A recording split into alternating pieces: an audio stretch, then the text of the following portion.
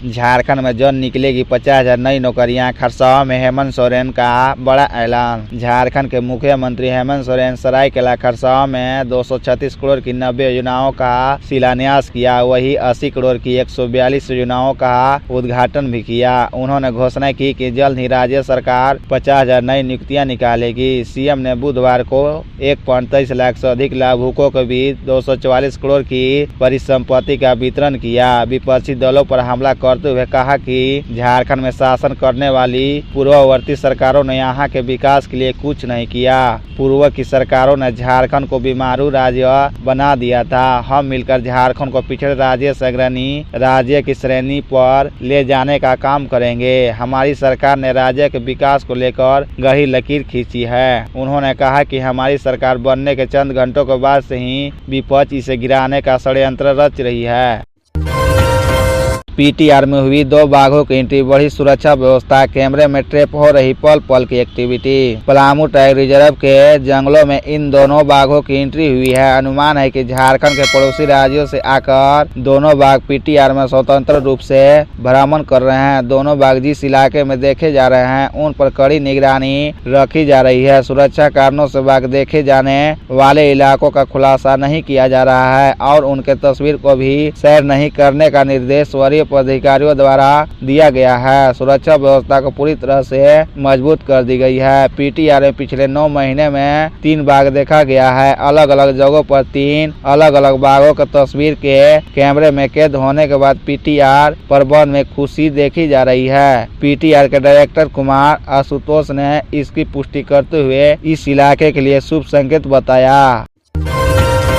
मुख्यमंत्री को काला झंडा दिखाने पर हिरासत में भाजपा युवा के जिलाध्यक्ष। जमशेदपुर के सिद्धगोड़ा टाउन हॉल में आयोजित एक कार्यक्रम में शामिल होने जा रहे सीएम हेमंत सोरेन को काला झंडा दिखाया गया। इसकी गुप्त सूचना मिलने पर सिद्धगोड़ा पुलिस ने भारतीय जनतंत्र मोर्चा युवा के जिलाध्यक्ष अमित शर्मा को हिरासत में ले लिया है। उन्हें बिरसा नगर थाना में लाकर रखा गया है। अमित शर्मा को हिरासत में लिए जाने की जानकारी मिलने पर पार्टी प्रवक्ता आकाश शाह के नेतृत्व में काफी संख्या में पार्टी अधिकारी व कार्यकर्ता बिरसा नगर थाना पहुंचे। उन्होंने वहां पहले अमित शर्मा से मुलाकात कर जानकारी हासिल की। इसके बाद थाना प्रभारी से मिलने का प्रयास किया। थाना प्रभारी मुख्यमंत्री के आगमन के कार्यक्रम में विधि व्यवस्था की ड्यूटी में व्यस्त रहने के कारण खबर लिखे जाने तक पार्टी कार्यकर्ताओं से नहीं मिल पाए। जेल में पैर दबाने वाले ने ही जिस्म में उतार दी थी गोलियां, आरोपी ने कबला जुर्म। अमन सिंह के हत्या के आरोपी रितेश यादव सुंदर महतो से सराय डेरा में पुलिस लगातार पूछताछ कर रही है। उसे सोमवार को 5 दिनों के रिमांड पर लिया गया है। पुलिस सूत्रों ने बताया कि हत्या आरोपी रितेश यादव उर्फ सुंदर ने अपना जुर्म कबूल कर लिया है। उसका कहना है कि उसने ही अमन सिंह को एक पिस्टल से 9 गोली मारी है। पिस्टल के मैगजीन में कुल 14 गोलियां थी। जब अमन सिंह अस्पताल वार्ड के बिस्तर पर लेटकर गाना सुन रहा था तभी वह पिस्टल लेकर उसके पास गया और दनादन गोलियां चलाने लगा। अंत में उसके सिर पर गोली मारी। जब वह पूरी तरह से संतुष्ट हो गया कि अमन सिंह की मौत हो गई तब वह वहां से हटा और पिस्टल को जेल परिसर से बाहर बेकार बांध की तरफ फेंक दिया। उसने बताया कि उसके पास 2 पिस्टल आई थी लेकिन वह यह नहीं बता रहा है कि उसे पिस्टल किसने दी और पिस्टल कैसे आई। उसने स्वीकार किया कि इस हत्याकांड का साजिश करता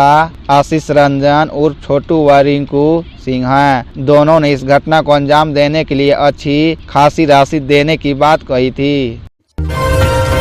झारखंड में तेजी से घट रही आदिवासियों की आबादी, निष्कांत दुबे ने उठाई जांच और एनआरसी लागू करने की मांग। लोकसभा में बुधवार को भाजपा के निष्कांत दुबे ने झारखंड में आदिवासी समुदाय की आबादी घटने का मुद्दा उठाते हुए इसकी जांच और राष्ट्रीय नागरिक रजिस्टर लागू करने की मांग की। निष्कांत दुबे ने शून्यकाल में यह मुद्दा उठाते हुए कहा कि साल 1951 में राज्य में आदिवासी समुदाय की जनसंख्या 36% थी, जो अब घटकर मात्र 24% रह गई है। निष्कांत दुबे ने कहा, ऐसे में जब सभी समुदाय की संख्या बढ़ रही है तो आदिवासी समुदाय की संख्या घट क्यों रही है। इसको सोचने और समझने की जरूरत है। यही स्थिति क्यों उत्पन्न हुई, इसकी व्यापक जांच कराई जानी चाहिए। मैं यह मुद्दा कई बार उठा चुका हूं, लेकिन इस गंभीर मुद्दे पर अब तक कुछ ठोस नहीं किया गया है।